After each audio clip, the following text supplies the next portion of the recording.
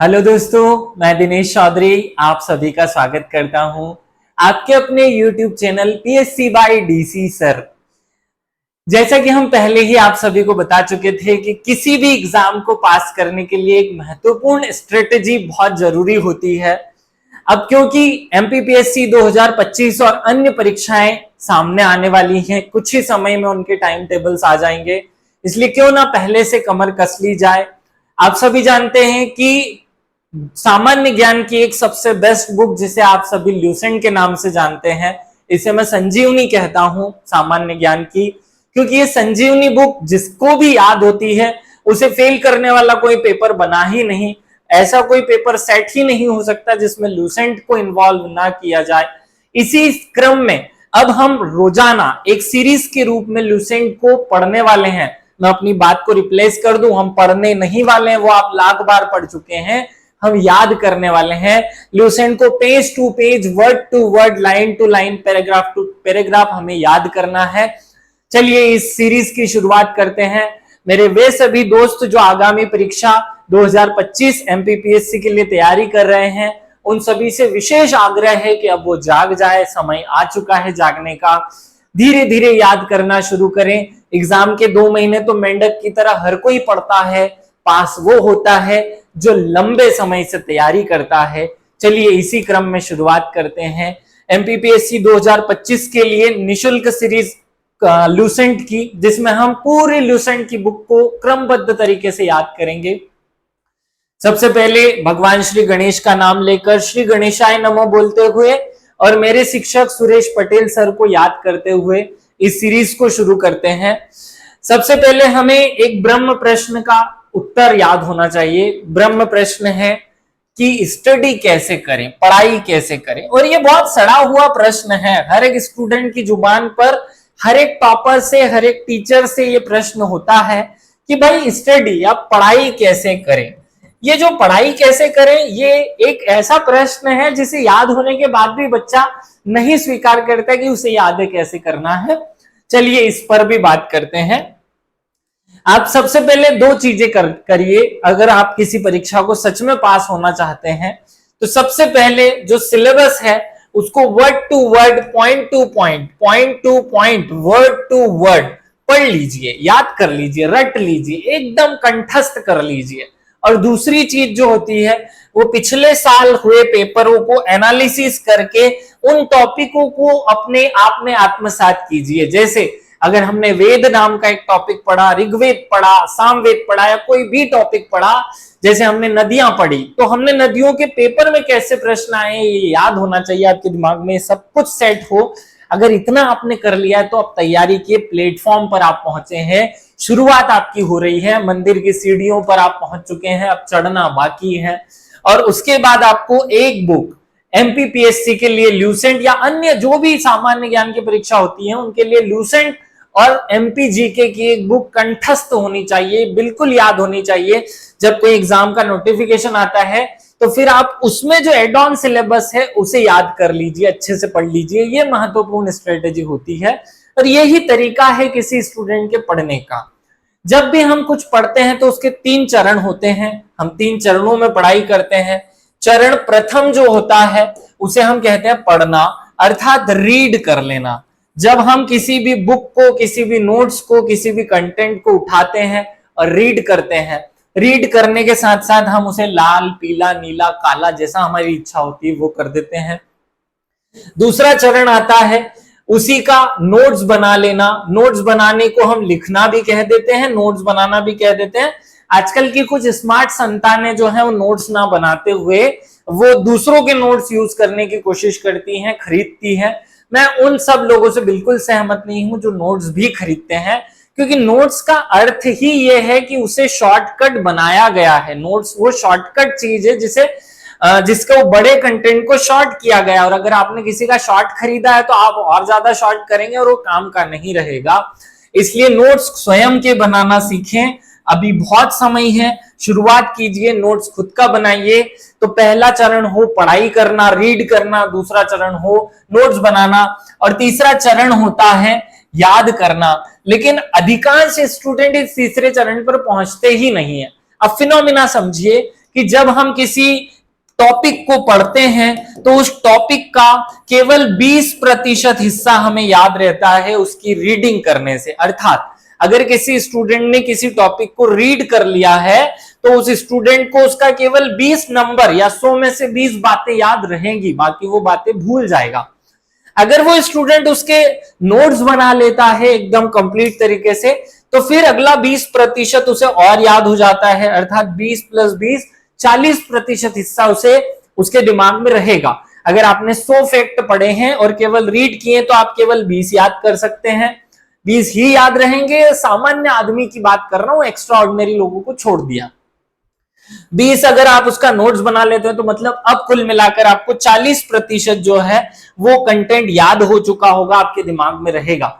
और सबसे बड़ी गलती जो है वो स्टूडेंट की यही होती है कि वो ये करता है और ये करता है, उसके बाद एग्जाम आ जाती है, फिर इनको केवल रिवीजन करता है। भाई रिवीजन उन चीजों का किया जाता है, रिवीजन उनका किया जाता है जो हमें याद होते हैं। जो चीज पढ़ी हुई है, नोट्स बनाई हो, इसका क्या रिवीजन करोगे? याद तो करो। तो पहला चरण है फिर याद करने का। अगर किसी स्टूडेंट ने किसी कंटेंट को हाथ से समझ कर याद कर लिया तो वो उस कंटेंट का 40% हिस्सा और याद कर पाता है। अर्थात कुल मिलाकर 100 में से आप 80% चीजें कवर कर सकते हैं अगर ये 3 स्टेप्स आपने फॉलो कर ली। लेकिन सबसे बड़ी जो मुसीबत की बात है वो ये है कि आजकल की जो जनरेशन है वो चरण प्रथम पर पहुंचती है, द्वितीय पर पहुंचती है, तीसरे पर पहुंच ही नहीं पाती और इसी कारण से बार बार फेल होती है।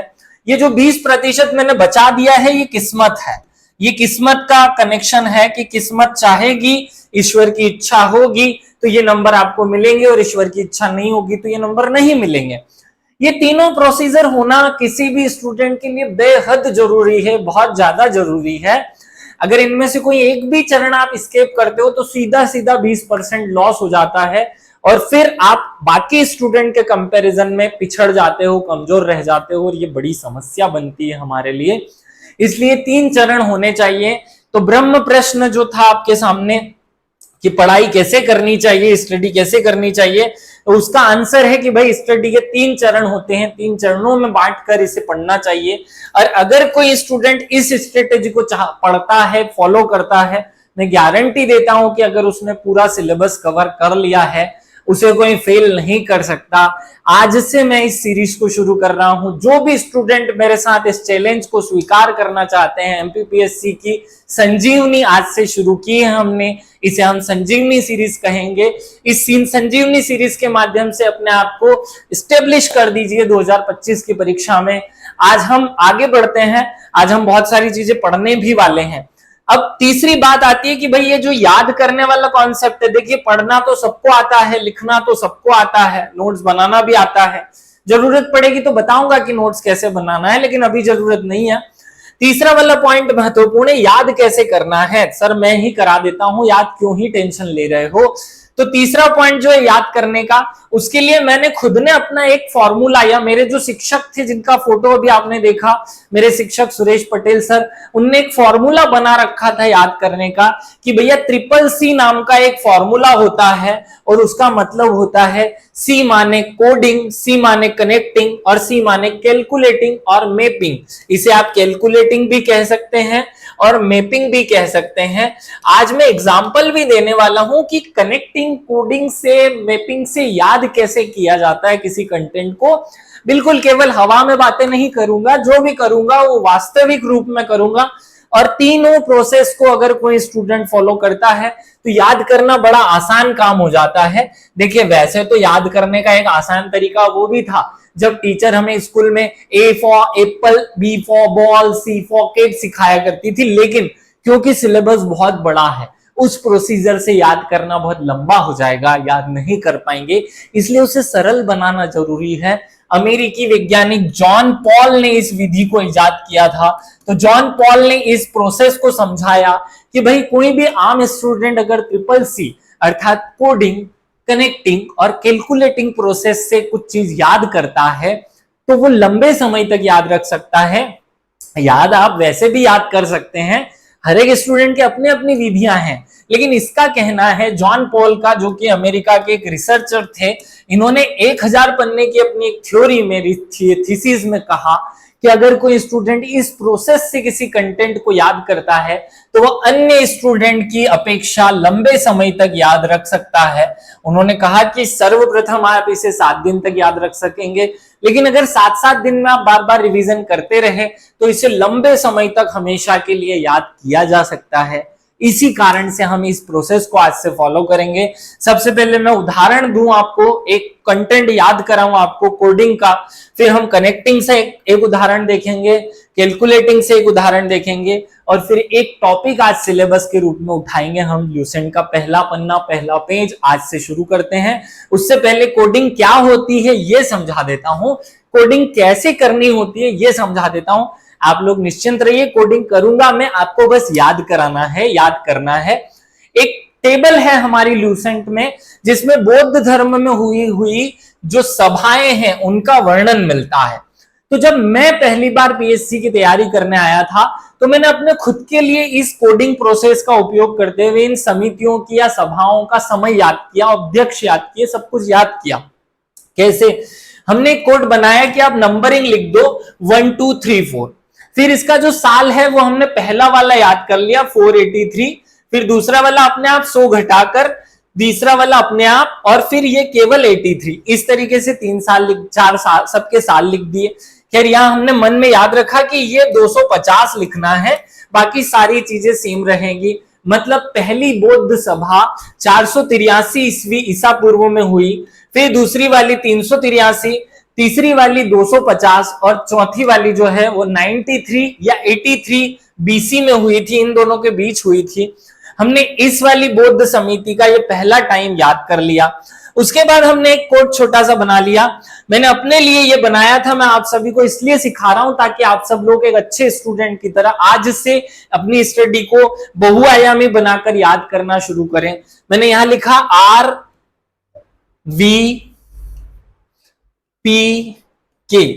तो इसे सरल नहीं हो पा रहा था। जब मैंने इसको RVPK लिखा तो ये बड़ा कठिन लग रहा था, तो मैंने क्या किया, मैंने इसके स्थान पर रस वगैरह PK ऐसे कर दिया। अब ये सरल हो गया, रस वगैरह PK, अर्थात इसका जो स्थान है उसको मैंने एक कोड बना करके याद कर लिया, रस वगैरह PK। तो 4 शब्द हमें याद हो गए। कैसे? र से हुआ राजगृह, रस से राजगृह, वगैरह वगैरह से वैशाली, PK मतलब पाटलिपुत्र और कुंडलवन, ये 4 हमें स्थान याद हो गए। तो इसको मैंने कोडिंग के माध्यम से इस तरीके से लिख दिया था, रस वगैरह PK। अब आगे भी याद करना था कि इसका पहला अध्यक्ष कौन, तो फिर उसे भी कोड बना के याद किया। यहां लिखा हुआ है अजात शत्रु शासनकाल किसका था, यह प्रश्न आता है कि पहली बौद्ध सभा किसके शासनकाल में हुई थी। तो हमने इसे लिखा AK ऐसे लिख दिया। तो AK मतलब अजात शत्रु, कालाशोक, अशोक और कनिष्क, ऐसे 4 राजा याद हो गए। तो हमने इसका दूसरा वाला पार्ट यहां लिखा AK, रस वगैरह PK, AK अकेले, ऐसे हमने तो रटने के लिए ऐसे किया था, AK अजात शत्रु, कालाशोक ये राजा का नाम है, अशोक और कनिष्क। बड़ा आसान हो गया इससे याद करना। फिर एक और चीज बच गई कि इसका पहला सभापति कौन था, उसके लिए भी एक कोड बना दिया। कोड क्या था? मेरे साथ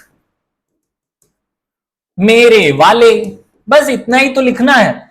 तो मेरे साथ मेरे वाले ऐसे हमने लिख दिया। बस इतना करने पर ये पूरी टेबल अच्छे से याद हो जाती है, मेरे साथ मेरे वाले, बस इतना कर दो, पूरी टेबल वर्ड टू वर्ड आपको याद हो जाएगी। महाकश्यप उपाली, साबाकाम, मोगलीपुत्तिस्य और वसुमित्र। में म से महाकश्यप उपाली, एस से साबाकाम, मोगलीपुत्तिस्य और वसुमित्र। अब ये टेबल मैंने कोडिंग के माध्यम से आपको याद करवाई है। अगर आप में थोड़ी बहुत भी क्षमता है तो अब आप इसे रिवाइज कीजिए, अपनी कॉपी में नोट डाउन कीजिए कि भैया 4 सभाएं हुई हैं, इतना तो याद रखना पड़ेगा।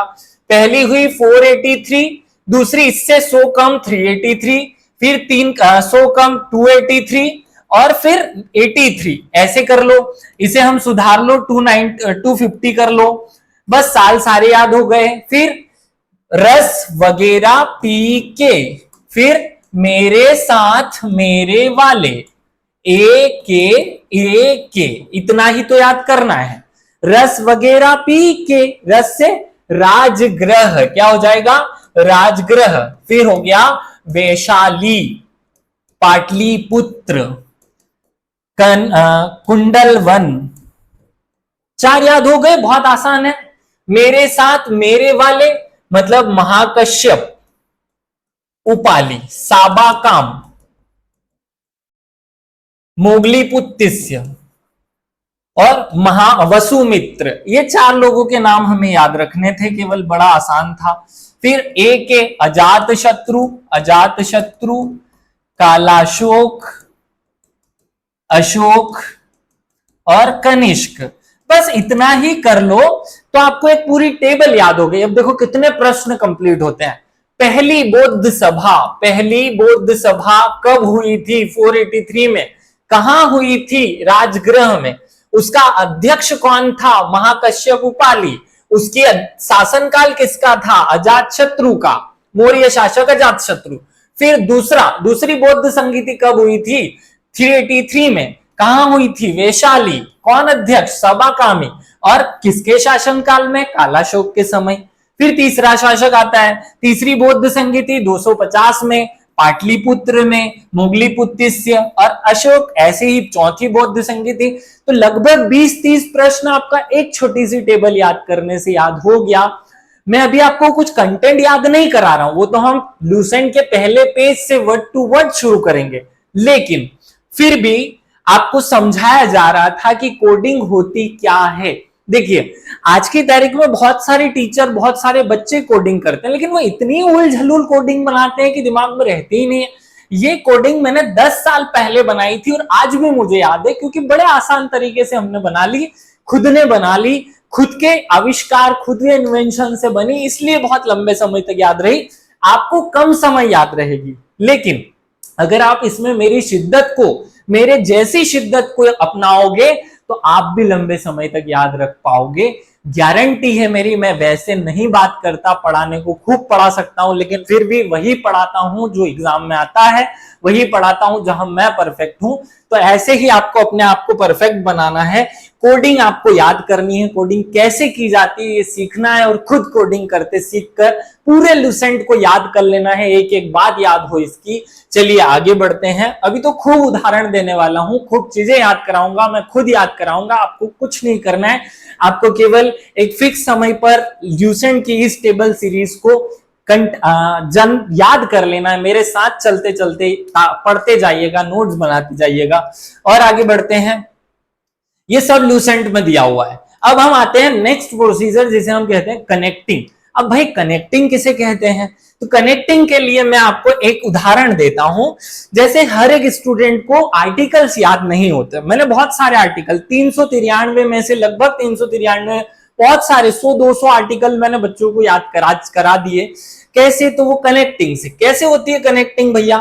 तो एक कनेक्टिंग का उदाहरण मैं पहले आप लोगों को दूं कि कनेक्टिंग का मतलब होता है जो कोई चीज याद करनी होती है और जिसे याद करना होता है, इन दोनों चीजों को कनेक्ट किया जाता है। जैसे अगर हमें अनुच्छेद 5 याद करना है तो 5 को हिंदी में मैं ऐसा लिख देता हूं, और 5 में क्या है? प्रारंभ में नागरिकता। क्या लिखा है? प्रारंभ में नागरिकता के प्रावधान। तो प्रारंभ में नागरिकता का प्रावधान अर्थात प से 5 और प से प्रारंभ, इस प को इस प से कनेक्ट कर लिया। यही प्रारंभ आपको याद रखने में आसान बनेगा कि आर्टिकल 5 में प्रारंभ है, कि प्रारंभ में नागरिकता। अब इसी को दूसरे तरीके से करता हूं, अनुच्छेद 6 पे चलते हैं। ये हो गया कनेक्टिंग का एक उदाहरण।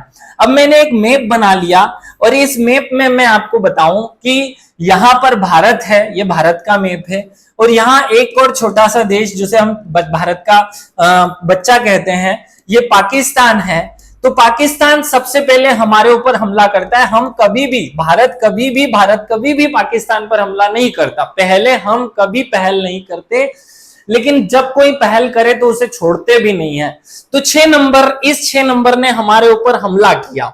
तो 6 में हमला किया मतलब कि पाकिस्तान से भारत आने वाले नागरिक, यहां से क्या पाकिस्तान से भारत आ रहा है ना, तो 6 में क्या हो जाएगा, पाकिस्तान से भारत आने वाले नागरिकों के संबंध में नागरिकता। अब जब कोई हम पे हमला करता है तो उसे हम छोड़ते भी नहीं, तो 7 हो गया यहां से यहां, अर्थात भारत से पाकिस्तान जाने वाले, 6 हो गया 7 हो गया, भारत से पाकिस्तान जाने वाले नागरिकों के संबंध में नागरिकता। 8, तो अब अगर उसका और कोई हेल्प करेगा तो उसको भी नहीं छोड़ेंगे।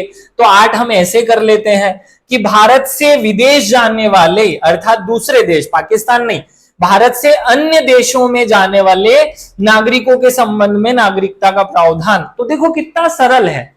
5 प्रारंभ में नागरिकता, 6 पाकिस्तान से भारत आने वाले नागरिकों के संबंध में नागरिकता, 7 भारत से पाकिस्तान जाने वाले नागरिकों के संबंध में नागरिकता, 8 भारत से विदेश जाने वाले नागरिकों के संबंध में नागरिकता, 9। अब फिर से आपको एक उदाहरण दे रहा हूं, 9 को हम ऐसे भी लिख सकते हैं और 9 को ऐसे की जगह ऐसे भी लिख सकते हैं।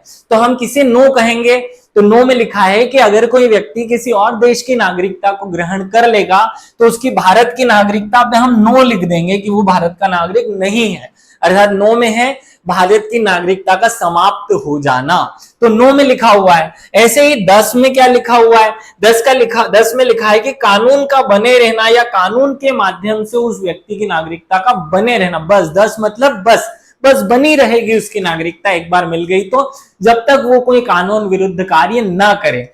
और 11 में लिखा है कि संसद, अब देखो 11 में 1 2 बार आ गया, यहां पे भी स 1 2 बार आ गया, इसे कहते हैं कनेक्टिंग। दो एक जैसी चीजों में कुछ ना कुछ एक जैसा ढूंढकर कनेक्ट करना कहलाता है कनेक्टिंग। तो 11 में संसद को नागरिकता से संबंधित कानून बनाने का अधिकार होगा।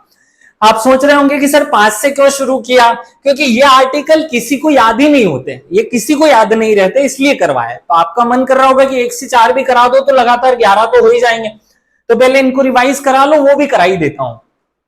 5 में प्रारंभ में नागरिकता, 6 पाकिस्तान से भारत आने वाले नागरिक की नागरिकता, 7 पाकिस्तान से भारत से पाकिस्तान जाने वाले, भारत के क्षेत्र से बाहर जाने वाले, भारत की नागरिकता का नहीं रहना, 10 कानून द्वारा नागरिकता का बने रहना, 11 में संसद को कानून बनाने की शक्ति। अगर आप चाहते हैं कि 1 से लेकर 4 तक के आर्टिकल्स भी याद कर लें, क्योंकि हमने बाकी के तो याद कर ही लिए, तो चलो कर लेते हैं। 1 में क्या लिखा है, भारत अर्थात इंडिया, एक ही है, ये दोनों एक ही है ना, भारत कहो या इंडिया कहो एक ही तो है, तो भारत और इंडिया ये एक है। ये आर्टिकल 1 में लिखा है, कहां लिखा है, 1 में लिखा है कि एक है। कौन कौन एक है, भारत अर्थात इंडिया, राज्यों का एक संघ होगा। क्या लिखा है, राज्यों का एक संघ होगा, ये लिखा हुआ है आर्टिकल 1 में। याद हो गया होगा। चलो 2 पे आओ। 2, अब हम 2 किसे कहते हैं, ऐसे मुझे दो, मुझे कुछ दे दो, मुझे कुछ दे दो, मुझे कुछ दे दो, ऐसा वाला 2, तो मुझे 2। तो भारत कह रहा है कि भारत के सीमा पार वाले, मतलब भारत के बाहर के क्षेत्रों का भारत में क्या कर दो, विलय कर दो, भारत के बाहर के क्षेत्रों को भारत में मिला दो। तो भारत की सीमा के बाहर के क्षेत्रों को भारत में मिलाने के लिए आर्टिकल 2 होता है, याद रखना। अब 3 में 3 चीजें लिखी हुई है, भारत के क्षेत्र के अंदर के क्षेत्र, नाम एवं सीमा में परिवर्तन करने, अर्थात मान लीजिए कि एक राज्य है हमारे यहाँ आंध्र प्रदेश को तोड़कर 2 भाग बनाने हैं, एक आंध्र प्रदेश हो जाए और एक तेलंगाना हो जाए। तो ऐसा करने के लिए प्रावधान कौन सा आर्टिकल करता है, आर्टिकल 3 करता है। तो किसी भी राज्य के नाम, क्षेत्र और सीमा, अर्थात 3 चीजें, राज्य, नाम, क्षेत्र और सीमा में परिवर्तन करना आर्टिकल 3 कहलाता है। और 4 में लिखा है कि ये जो तीनों बातें हैं ये संविधान संशोधन नहीं मानी जाएगी, मतलब इनको हम संविधान संशोधन नहीं कहेंगे, या ये संविधान संशोधन की प्रोसेस में नहीं होगी शामिल। कितना आसान है। 5 में फिर से हमें याद ही है, प्रारंभ में नागरिकता, 6 पाकिस्तान से भारत आने वाले, 7 भारत से पाकिस्तान जाने वाले, 8 भारत से विदेश जाने वाले, 9 भारत में किसी की नागरिकता नहीं रहेगी, ये प्रावधान, 10 कानून द्वारा नागरिकता का बना रहना, और 11 में संसद को अधिकार होना कि वह नागरिकता के संबंध में कानून बना सकती है। कितने सरल हैं ये आर्टिकल्स, 395 याद करा दूं अगर एक बार भिड़ूं तो। आप उतनी शिद्दत के साथ एक बार जमो तो मेरे साथ, भिड़ो तो एक बार, बहुत शिद्दत चाहिए बस इसको याद करने के लिए, समझने के लिए, हो जाएगा सब याद। चलिए आगे बढ़ते हैं। अब हमारी इस प्रोसेस को दो प्रक्रियाओं में हमने समझ लिया, कोडिंग क्या होती है, कनेक्टिंग क्या होती है, तीसरा भी वर्ड समझाता हूं, कैलकुलेटिंग या फिर मैपिंग क्या होती है ये भी समझ लो। कैलकुलेटिंग या मैपिंग क्या होती है? कैलकुलेटिंग या मैपिंग होती है नक्शा बनाकर या चीजों को आंकड़ों के रूप में कंटेंट को याद करना। हमें पता है कि मध्य प्रदेश में विधानसभा की सीट कितनी है? 90 है। इसका 230 है। छत्तीसगढ़ की 90 अलग हटा दी गई, पहले ये 320 हुआ करती थी, इसमें से 90 घटा दी गई तो 230 बचे। तो ये 90 किसे मिली? ये छत्तीसगढ़ को मिली, ये याद हो गया।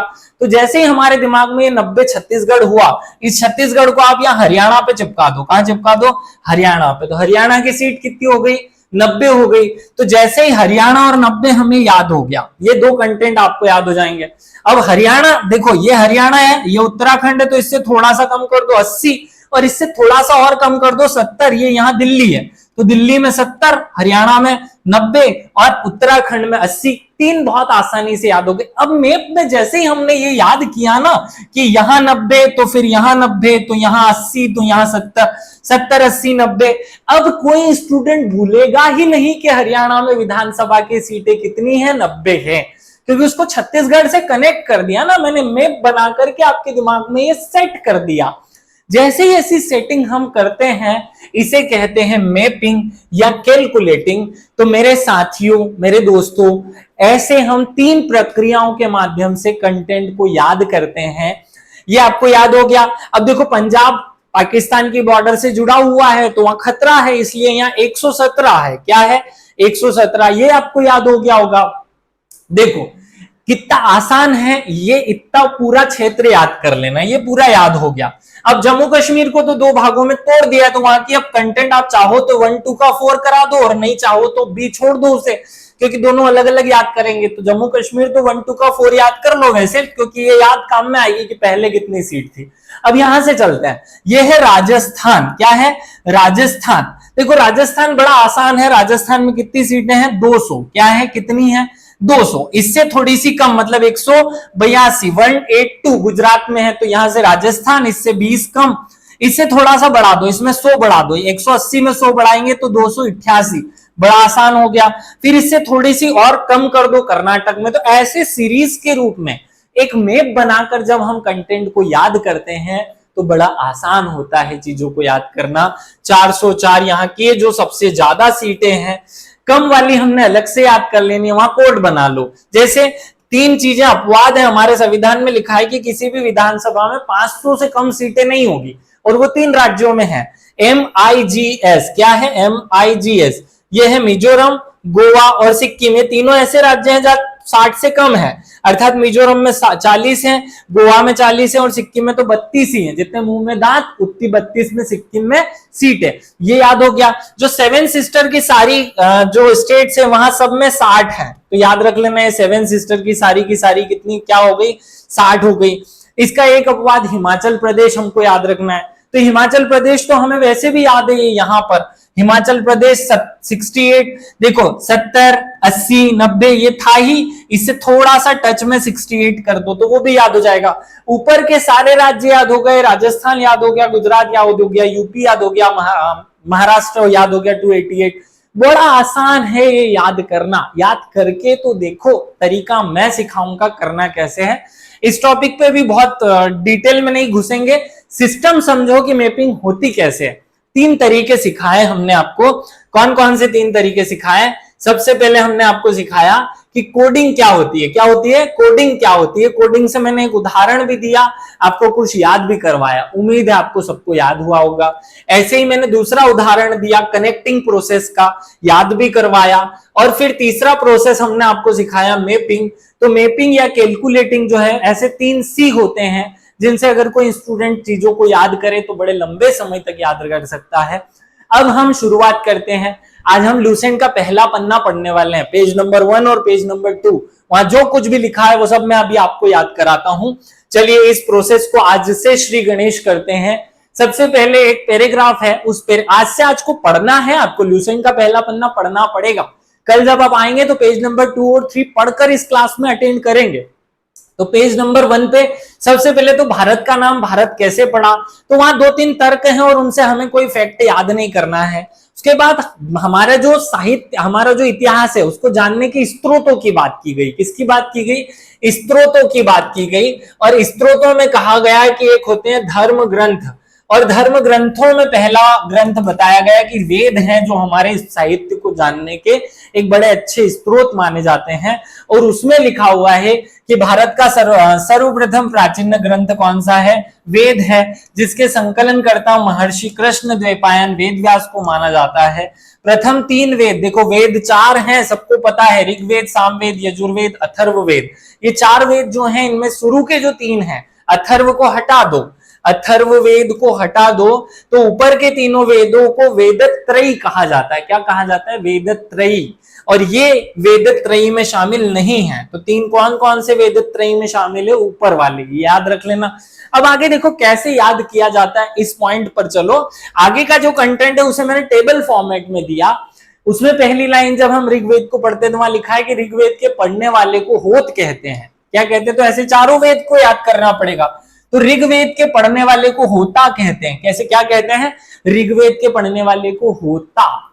देखो कोई भी ऋषि कुछ करे तो सब कुछ होता। कैसे? इसको ऋग्वेद को मैंने आसान बना दिया, ऋषि लिख दिया। क्या लिख दिया? ऋषि। कोई भी ऋषि कुछ भी करे तो सब कुछ होता, तो ऋग्वेद के पढ़ने वाले का क्या नाम हो गया? होता। यजु, अब ऋषि क्या करे? यज्ञ करे। तो यज्ञ करे तो वायु ना चले, अर्धवयु। अर्धवयु को क्या करके नाम बिगाड़ने पड़ेंगे, थोड़े थोड़े नाम बिगाड़ने पड़ेंगे। आधि वायु, क्या? आधि वायु, अधिवायु, ऐसे अद्वयु। नाम पूरा मत याद करो, इसे थोड़ा बिगाड़ लो। अद्वयु ये क्या है? यजुर्वेद के पढ़ने वाले का नाम। फिर सामवेद, साम मतलब जो शाम हो जाती है ना, वो वाली शाम। तो जब शाम हो गई तो आदमी गाना गाएगा, क्योंकि उसको अब मजे आने वाले हैं। तो शाम में, क्योंकि सर की क्लास आ जाएगी ना, डीसी सर की शाम को क्लास आती है, तो डीसी सर में क्या आदमी गाना गाएगा, तो सामवेद में क्या हो जाएगा? गाता, उद्गाता। क्या हो गया? उद्गाता। एक्साइटमेंट में बहुत गाना गाता है ना आदमी, तो उद्गाता। तो मैं क्यों अपना बुराई करूं, मैं तो अपनी तारीफ ही कर लूं। चलो अथर्ववेद। अथर्ववेद क्या है? देखो जिसको हर चीज का अर्थ याद है वो ब्रह्मा है। क्या है वो? जिसको हर चीज का अथर्व, अथर्व मतलब जिसको हर चीज का अर्थ याद है वो क्या है? वो ब्रह्मा है। तो ऐसे हमने 4 वेद लिए और उनके चारों के पढ़ने वालों के नाम याद कर लिए। कितने सिंपल है। देखो मैं इस पेज को मिटा देता हूं। चलो 4 वेदों के नाम क्रम से लिख दो। ऋग्वेद, ऋग्वेद के बाद यजुर्वेद, सामवेद, और फिर चौथा वेद अथर्ववेद। तो अब याद है अथर्ववेद, जिसको सबका अर्थ याद है उसका पढ़ने वाले का नाम ब्रह्मा। शाम को सर की क्लास आती है तो आदमी गाता, उद्गाता। याद हो गया? यजुर्वेद अद्वयु, क्या है? अद्वयु। और ऋग्वेद का पढ़ने वाला होता, जो ऋग्वेद पढ़ता उसको सब याद होता। होता होता सब कुछ याद होता। तो ऋग्वेद को पढ़ने वाले का नाम होता, यजुर्वेद को पढ़ने वाले का नाम अद्वयु, सामवेद को पढ़ने वाले का उद्गाता और अथर्ववेद को पढ़ने वाले का ब्रह्मा। इसे ऋत्विक भी कहते हैं। अगर यही प्रश्न घूम कर आ जाए कि वेद का के ऋत्विक किसे कहा जाता है, तो ऋग्वेद का ऋत्विक होता, यजुर्वेद का अद्वयु, सामवेद का उद्गाता और अथर्ववेद का ब्रह्मा। तो पढ़ने वाला, गाने वाला या ऋत्विक, तीनों पूछा जाए तो एक ही आंसर है। इसके जैसा एक और पॉइंट बना लो। चलो बना लिया मैंने, ये रहा आपके सामने कि ऋग्वेद का उपवेद कौन सा है? ऋग्वेद का उपवेद कौन सा है? देखो ऋषि जो होते थे, ऋषि, ये जो ऋषि होते थे ना, ऋषि मुनि वाले ऋषि मुनि, उनकी आयु बहुत ज्यादा होती थी ना, वो बहुत साल तक जीते थे। 100-100, 200-200, 400-400, 1000-1000 साल जीते थे। तो उनमें आयु बहुत होती थी। तो आयु, वही ऋषि है ना जिसकी आयु बहुत हो। तो आयुर्वेद क्या हो गया? ऋषि वेद का, या ऋषि का आयु जुड़ गया। फिर यजु, यज्ञ करने से, यज्ञ करते हैं ना, यजमान यज्ञ करते हैं तो धन मिलता है उनको, तो यज्ञ करने से क्या होता है, धन मिलता है, तो धनुर्वेद। शाम को क्या गाना गाते हैं, तो गान वेद। और अर्थ याद हो तो तीन उसके अलग और तीन उसके अलग, मतलब तीन डराने वाले और तीन पढ़ाने वाले, ऐसे तीन 6 टोटल उसके उपवेद हैं। ये पूछा नहीं जाएगा लेकिन फिर भी याद कर लो। सर्प, पिशाच और असुर, इतिहास, पुराण और स्थापत्य, ऐसे 6 टोटल उसके उपवेद हैं। आपको ऊपर के 3 ही याद करने हैं। क्या है 3 उपवेद, देखो ऋषि की आयु बहुत होती है तो ऋषि हो गया आयुर्वेद, यज्ञ करने से धन मिलता है तो धनुर्वेद, और शाम को मेरी क्लास आती है जिसमें मैं गाना गा गा के सुनाता हूं आप सब लोगों को, तो गान वेद। कितना सरल है, याद हो गया। देखो मेरे भाइयों, बहुत ज्यादा सीरियस मत हो, सीरियस होकर पढ़ाई नहीं की जाती, मस्ती में खूब मस्ती करते करते पढ़ाई करो, बड़ी आसान होगी ये ल्यूसेंट की सीरीज, मैं याद कराऊंगा, आप टेंशन मत लो, मैं हूं आपके साथ, मैं कराऊंगा इसे याद। चलो आगे बढ़ते हैं। ऐसे एक टेबल और बना लेते हैं। क्या बना ली, ऋग्वेद का जो प्रकृति है वो कैसी है, ऋग्वेद जो है वो पद्यात्मक है, यजुर्वेद गद्यात्मक है, सामवेद भी पद्यात्मक है, अथर्ववेद गद्यात्मक और पद्यात्मक दोनों हैं। अब ये याद कैसे करें, तो कितना सरल, देखो 4 वेद लिखे, यहां मैं लिख देता हूं, ऋग्वेद, सामवेद, ऋग्वेद, यजुर्वेद, सामवेद और अथर्ववेद, इतना ही तो लिखना है। देखो ऋग्वेद और इन दोनों, इनमें और इसमें दोनों में लिख दो पद्यात्मक और गद्यात्मक, ऐसे कर दिया, बस ये दोनों चीजें लिख दी, ये दोनों में लिख दो पद्यात्मक पद्यात्मक, ऐसा हो गया। और यहां लिख दो 1+1, 1+1, ये इतना ही तो करना था, खत्म हो गई। मतलब दूसरा और चौथा जो है वो पद्यात्मक गद्यात्मक दोनों है। अगर पूछ लिया जाए कि कौन सा वेद चंपू शैली में है, तो अथर्ववेद जो है वो चंपू शैली में लिखा हुआ है। कौन सा गायन शैली में लिखा है, तो सामवेद जो है वो गायन शैली में लिखा हुआ है। ऐसे ही कुछ सामान्य से प्रश्न बनेंगे, एक छोटी सी टेबल बनाई, याद कर लिया, खत्म कहानी। चलो आगे बढ़ते हैं।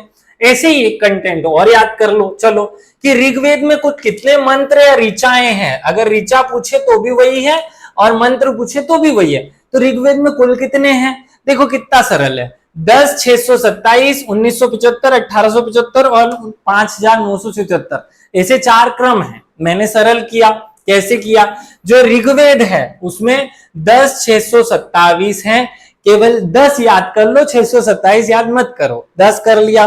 देखो यहां से 10 किया।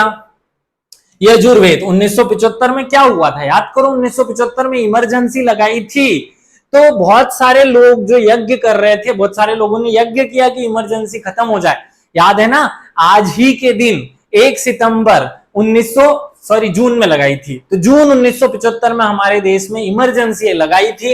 इमरजेंसी लगा दी तो सब लोगों ने यज्ञ किया कि भाई ये इमरजेंसी हटे, तो यजुर्वेद में 1975 याद कर लिया। अब आते हैं अगले सामवेद। सामवेद जो है वो 1875 है, तो ये 1975 अगर याद हो गया तो उससे जोड़ करके 1875 भी याद हो जाएगा, 1975, 1875।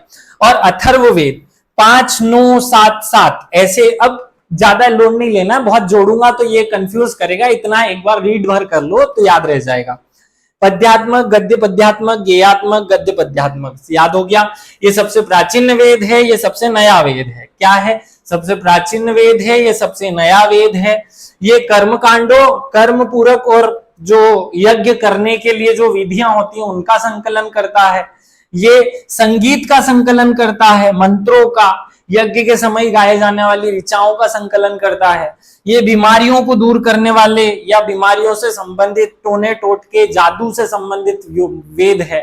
और ये जो है ऋग्वेद, ये उस समय की सामाजिक, आर्थिक, राजनीतिक दशाओं का वर्णन करता है। 4 वेद हैं। ऋग्वेद सबसे पहले सामाजिक, आर्थिक, राजनीतिक दशाओं का वर्णन करेगा। यजुर्वेद यज्ञ का वर्णन करेगा। सामवेद संगीत का जनक है, संगीत का वर्णन करेगा। और अथर्ववेद जादू, टोना टोटका, रोग निवारण का वर्णन करेगा। खत्म कहानी। चलो आगे बढ़ते हैं। ऐसे ही उसमें से एक पॉइंट निकलेगा, ऋग्वेद में कितने मंडल, कितने सूक्त, कैसे, जैसे हमारे संविधान की किताब में अध्याय है 24 अध्याय, फिर 22 अध्याय, तो 22 अध्याय के बाद उसमें अंदर अनुच्छेद है, अनुच्छेद में भी सब अनुच्छेद है। तो ऐसे ही ऋग्वेद में 10 मंडल, 10-28 सूक्त, 10-427 ऋचाएं और 64 अध्याय हैं। कितने अध्याय हैं? 64 अध्याय। तो इसमें से याद क्या करना है? 10 मंडल, देखो कितना आसान है, 10, 15, 20 याद करो। 10, 15 और 20, ये यहां 20, या तो कुछ भी नहीं है, 0 है। देखो ऋग्वेद 10 भागों में बटा हुआ है जिसे 10 मंडल कहते हैं। क्या कहते हैं? 10 मंडल। यजुर्वेद 15 भागों में बटा हुआ है जिसे 15 शाखाएं कहते हैं। क्या कहते हैं? 15 शाखाएं। सामवेद खूब सारी भाषाओं में बटा हुआ है, 1001 शाखाओं में बटा हुआ है, छोड़ दो इसको। और अथर्ववेद जो है वो 20 भागों में बटा हुआ है जिन्हें कांड कहते हैं। क्या कहते हैं? कांड। रात में हो जाता है ना, कांड चोरी हो जाती है तो कांड हो गया। तो ऋग 10, 15, 20 कितना आसान है, 10, 15, 20। सामवेद छोड़ दो, 10, 15 और ये 20, यहां 1001 याद कर लो। इसमें 10-28 सूक्त हैं, 10-627 ऋचाएं, 64 अध्याय हैं। इसमें 40 अध्याय, इसमें 21 अध्याय, और इसमें अध्याय नहीं कांड है। क्या है? कांड। जब आपको किसी चीज का अर्थ पता हो जाता है तो कांड हो जाते हैं ना, तो अथर्ववेद में कांड है। ये टेबल अगर आपके दिमाग में है तो बहुत कुछ याद हो जाएगा, और इसी से कंपैरेटिवली आप चीजों को आसानी से याद कर पाओगे, एक दूसरे में घुसेंगी नहीं चीजें। इसका स्क्रीनशॉट लो और फटाफट एक बार रीड करो, सब कुछ याद रहेगा। याद रहेगा, मैं बता रहा हूं। चलिए आगे बढ़ते हैं। इसी के जैसा एक और, अब कुछ कुछ छोटी छोटी चीजें एक एक वेद के बारे में बात कर लो, पहला पेज खत्म हो जाए। 8वें मंडल में के रचनाकार कण्व ऋषि हैं, जो अंगिरस वंश के थे और उन्हें अनार्य माना गया है। ये क्वेश्चन पूछा जाता है कि ऋग्वेद का कौन सा मंडल जो है वो एक अनार्य व्यक्ति द्वारा, देखो वेदों की रचना किसने की? वेदों की रचना आर्यों ने की, आर्यों ने की। लेकिन एक जो पार्ट है उसका एक छोटा सा चैप्टर जो है 8वां मंडल, कौन सा 8वां मंडल? ऋग्वेद का। इसकी रचना एक अनार्य व्यक्ति ने की थी, और वो अनार्य कौन थे? कण्व ऋषि। कौन थे? कांडव ऋषि। याद रख लेना, कांडव ने कांडव कर दिया है, ठीक है। स्त्रियां भी वैदिक ऋचाओं की रचयिता थी, जिसमें लोपामुद्रा ने कुछ रचनाएं की। ऋग्वेद का 9वां मंडल सोम को समर्पित है। सरस्वती नदी को नदीतमा कहा जाता था। 3 बातें याद कर लो, क्या नंबर है? 3, 8 और 10। ऋग्वेद के तीसरे मंडल को कहते हैं गायत्री मंडल। क्या कहते हैं? गायत्री मंडल, क्योंकि इसी में सोम को, यह समर्पित है सोम को, और इसी में गायत्री मंत्र लिखा हुआ है। क्या लिखा हुआ है? गायत्री मंत्र।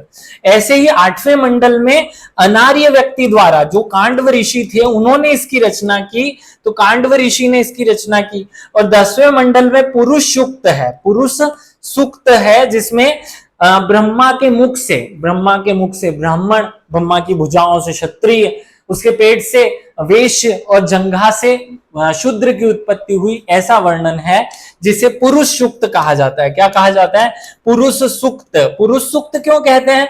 क्योंकि ब्रह्मा का वर्णन नहीं है वहां, विराट पुरुष, जिसे विराट पुरुष माना गया, इसलिए पुरुष सूक्त कह दिया।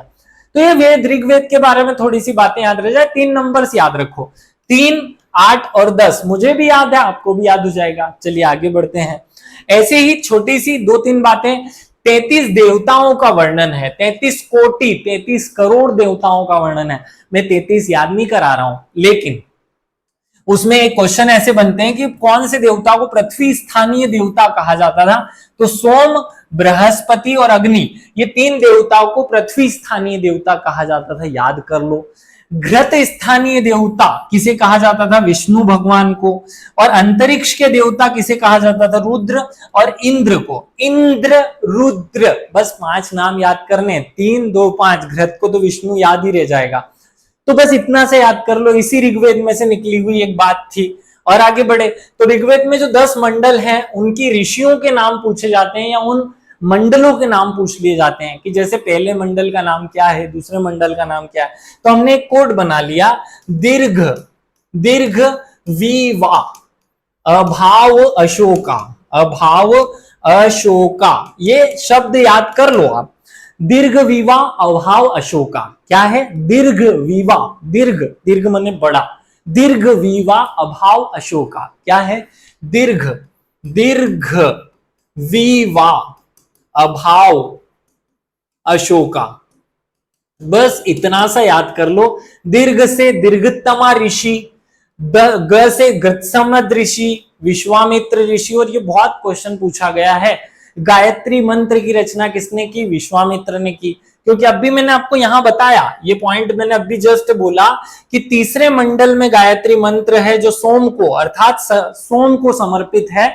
याद रखना, सरस्वती को सरिता सोम को समर्पित है और उसी को गायत्री मंत्र कहा गया। ये यहां पर है, किसने लिखा? विश्वामित्र ने लिखा। वामदेव ने चौथा मंडल लिखा, अत्रि ऋषि ने पांचवा, भारद्वाज ऋषि ने छठा, वशिष्ठ ने सातवां, कांडव ऋषि ने आठवां, जो कि एक अनार्य थे। क्या थे ये? अनार्य। नौवे को साम देवता ने लिखा और 10वें को कामदेव ने लिखा, जिसमें पुरुष सूक्त का वर्णन है। बहुत आसान हो जाएगा, कोड बनाकर याद रखो। दीर्घ, क्या? दीर्घ, वीवा, अभाव, अभाव, अशोका। कुछ नहीं, इन सबके पहले पहले शब्द को निकाल लिया तो अ से अत्रि होता है। तो पांचवा मंडल किसने लिखा? अत्रि ऋषि ने लिखा। तीसरा यहां है विश्वामित्र ने। तो चौथा किसने लिखा? तो वामदेव ने लिखा। 10वां कामदेव ने लिखा। 9वां किसने लिखा? तो श से याद रखो, अशोक का होता है ना, तो अ से सोमदेव। कितना आसान है याद करना, याद कर लो इन सबको। ऐसे ही एक और चीज याद कर लो इसी पॉइंट में। यजुर्वेद के बारे में बात करते हैं। यज्ञों के समय पालन किए जाने वाले नियमों का वर्णन है। यजुर्वेद में सर्वप्रथम राजसूय यज्ञ, वाजपेयी यज्ञों का वर्णन मिलता है और इनके पुराणों को पूरा जो पंडित होता था उसे अर्धवयु कहते थे, पहले याद करा चुका हूं। यजुर्वेद 2 भागों में विभाजित किया जाता है, कृष्ण यजुर्वेद, शुक्ल यजुर्वेद।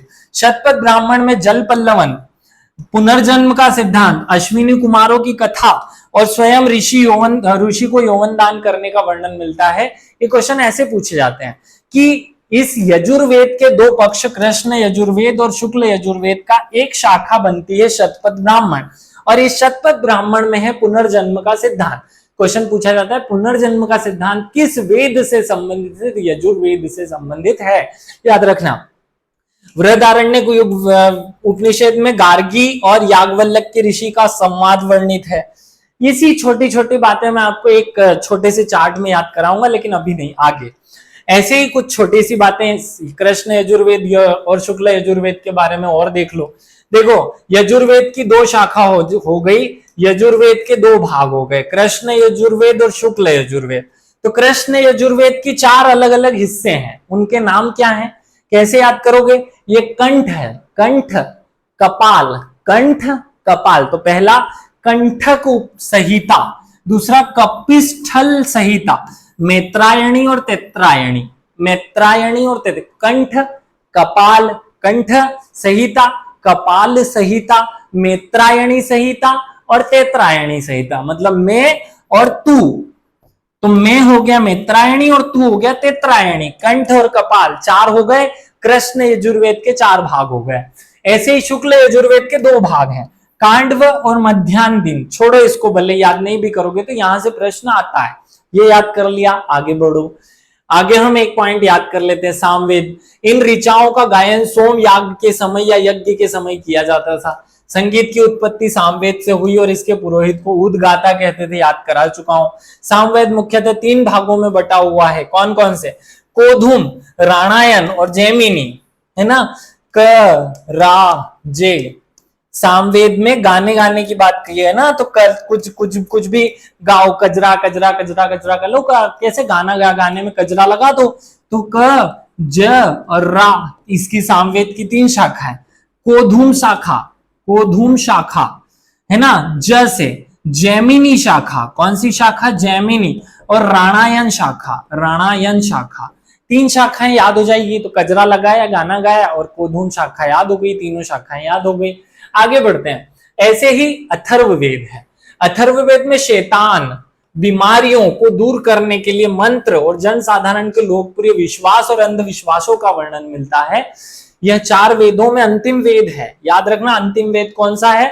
अथर्ववेद। इसीलिए इसे ब्रह्म वेद कहा जाता है। क्या कहा जाता है? ब्रह्म वेद या श्रेष्ठ वेद कहा जाता है। क्या कहा जाता है? श्रेष्ठ वेद या ब्रह्म वेद। किसे कहा जाता है? तो अथर्ववेद को कहा जाता है। अथर्वा ऋषि द्वारा रचित है, कुल 20 अध्याय हैं, 731 मंत्र हैं। अथर्ववेद में ही सभा और समिति को किसकी? प्रजापति की पुत्रियां कहा गया। क्या कहा गया? सभा और समिति को प्रजापति की 2 पुत्रियां दुहिताएं कहा गया। इतिहास शब्द का वर्णन भी पहली बार अथर्ववेद में ही मिलता है। हमने जो पहला पेज था लूसेंट की किताब का, उसकी डिटेल्स को अपने तरीके से कन्वर्ट करके आपके सामने रखा और आपको कुछ याद करवाया। इस कंटेंट में हमने बहुत सारी चीजें अपनी तरफ से मिलाई। दूसरा पेज पलटेंगे तो वहां से भी कुछ चीजें काम की हैं, जैसे शतपथ ब्राह्मण में स्त्रियों को पुरुष की अर्धांगिनी कहा गया। ये क्वेश्चन पूछा गया है कि किसमें अर्धांगिनी कहा गया। तो देखो वो गाना याद है, अग्निपथ अग्निपथ शतपथ शतपथ अग्निपथ अग्निपथ। तो शतपथ अग्निपथ शतपथ में कहा गया स्त्री को पुरुष की अर्धांगिनी, याद हो जाएगा। जाबालो उपनिषद में चारों आश्रमों का वर्णन मिलता है। ये क्वेश्चन मेंस में पूछा है, किस उपनिषद में चारों आश्रमों का वर्णन मिलता है? तो जाबालो। शुंग काल में को मानक का मानक ग्रंथ जो था वो क्या था? मनुस्मृति। क्या था? मनुस्मृति। मनुस्मृति को शुंग काल का और नारद स्मृति को गुप्त काल का के विषय की जानकारी देने वाला ग्रंथ माना गया। ये चार पांच फैक्ट याद रख लो। ऐसे 2 छोटे छोटे डब्बे बने हुए हैं, ये भी याद कर लेते हैं। चलो याद करो कैसे। क्वेश्चन पूछा जाएगा कि विष्णु पुराण कब लिखा गया? तो विष्णु पुराण, देखो विष्णु भगवान को कृष्ण भगवान विष्णु भगवान एक ही है। मोर थे ना उनके, मोर मुकुट है ना उनकी, तो मोर का पंख, तो मौर्य वंश में, मौर्य वंश के काल में या मोर वंश के समय पे विष्णु पुराण लिखा गया। मछली पुराण, देखो मछली जो होती है ना अंधी होती है, उसको पानी में दिखाई नहीं देता क्योंकि पानी में आंखें खुलती थोड़ी ना है, पानी में आंखें बंद रहती है। तो मत्स्य पुराण जो है वो सातवाहन वंश के समय लिखा गया। और वायु, तो वायु जब चलती है तो गुप्त रूप से चलती है ना, किसी को पता थोड़ी चलता है कि गुप्त वायु चल रही है। तो वायु जो है वो गुप्त रूप से चलती है। तो वायु पुराण गुप्त वंश से संबंधित है। 3 पुराणे हैं, मत्स्य पुराण आंध्र सातवाहन से, विष्णु पुराण मौर्य वंश से, और गुप्त वंश से कौन सी? वायु पुराण संबंधित है। ये याद हो गया। अब कौन से वेद का ब्राह्मण ग्रंथ कौन सा है? ये टेबल लूसेंट में बनी हुई है, वर्ड टू वर्ड उठाकर रखिए। ऋग्वेद का एक से ऐत्रेय और कौशिक की, यजुर्वेद का त और श, त से तैत्रीय और श से शतपथ, याद कर लो। सामवेद में शाम को गाने गाएंगे 5, शाम को गाने कितने गाएंगे? 5। तो सामवेद में गाने गाए 5, तो 5 से पंचविश बन गया। क्या बन गया? पंचविश।